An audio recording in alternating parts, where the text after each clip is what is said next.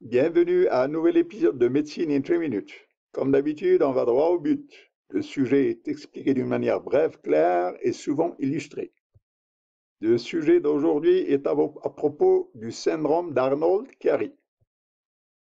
Alors, le syndrome d'Arnold-Chiari, c'est une malformation structurale avec un déficit caractérisé par un déplacement vers le bas des tonsilles du cérébellum à travers le foramen magnum. Donc en fait, c'est la descente des amygdales cérébelleuses vers le bas, c'est leur déhiscence vers le bas à travers le foramen magnum. Alors il ne faut pas confondre le syndrome d'Arnold-Chiari avec le syndrome de Budd-Chiari. Alors le syndrome de Budd-Chiari, lui, c'est une triade qui associe des douleurs abdominales, une ascite et une hépatomégalie, avec formation des caillots sanguins dans les veines hépatiques. Alors, voici un cervelet normal, avec une position normale des amygdales cérébelleuses. Ici, dans la malformation, on voit le cervelet et il y a la déhiscence des amygdales vers le bas. Alors, sur le plan épidémiologie, la malformation congénitale de la déhiscence des amygdales cérébelleuses vers le bas, et on a une pour 1000 habitants, pour 1000 naissances environ, avec une prédominance chez la femme, avec le chiffre de trois éléments féminins pour un élément masculin.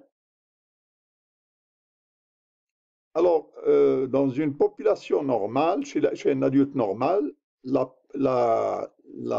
fosse postérieure représente environ 27% de l'espace intercrânien. Dans la malformation du Chiari du type 1, cet espace n'est que de 21%. Alors, il est essentiel de faire un diagnostic précis de la malformation. Les céphalées commencent à l'occiput et ils irradient vers le bas avec une toux, un éternuement et les troubles de la déglutition. En plus d'une difficulté à avaler, une dysphagie, des vomissements, des vertiges, des douleurs cervicales, une tachycardie ou une bradycardie, une scoliose et une apnée du sommeil du type central. Il existe également une coordination des mains qui est complètement pauvre, avec une perturbance à la marche et une instabilité à la marche. Alors, dans la herniation des amygdales, il y a une compression du sympathique, des fibres sympathiques descendantes, et cette compression des fibres sympathiques occasionne un syndrome de Horner. Syndrome de Horner, la triade du ptosis, du myosis et de l'anhydrosis. Il existe 4 types de malformations du Chiari. Le type 1, on l'a déjà vu, c'est la herniation des amygdales cérébelleuses à travers le foramen magnum. Le type 2, c'est la herniation du vermis cérébelleux. Alors voici le vermis, voici la région paravermale en vert. Et ce type 2, il s'accompagne d'une hydrocéphalie et du myéloméningocèle.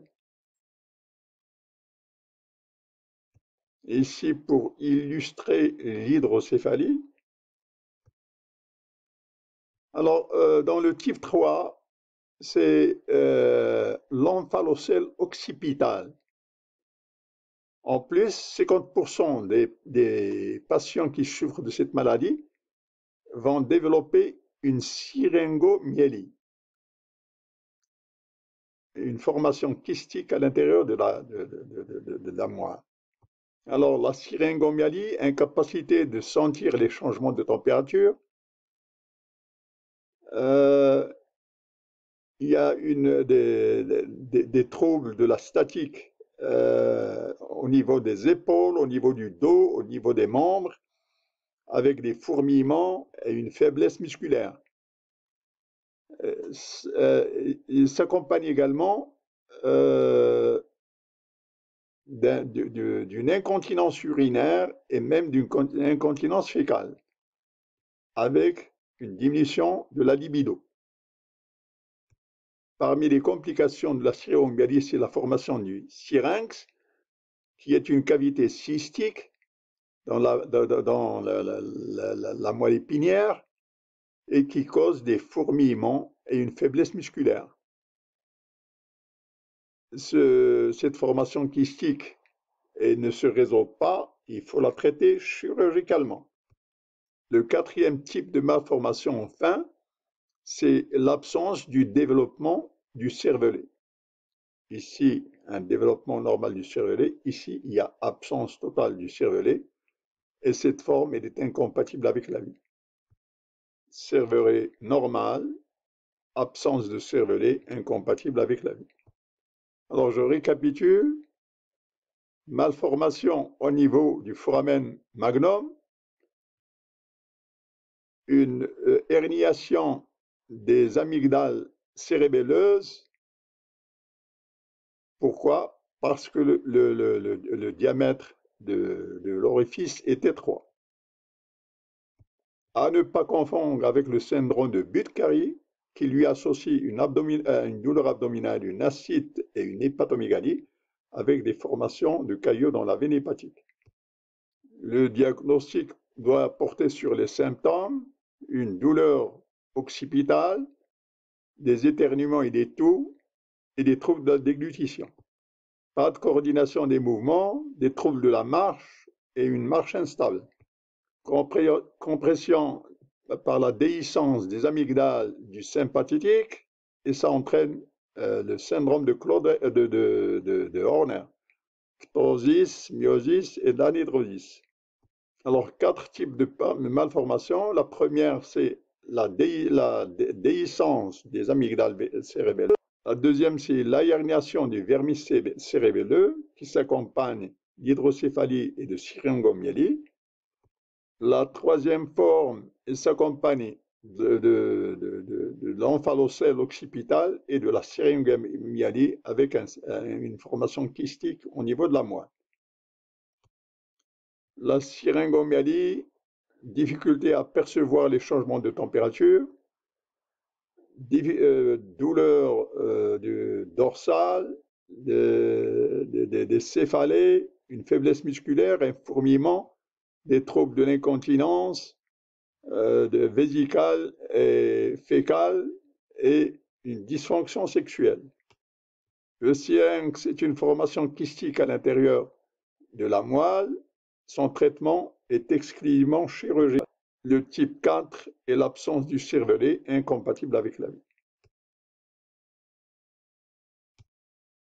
Merci d'avoir suivi cet épisode de Médecine in 3 minutes.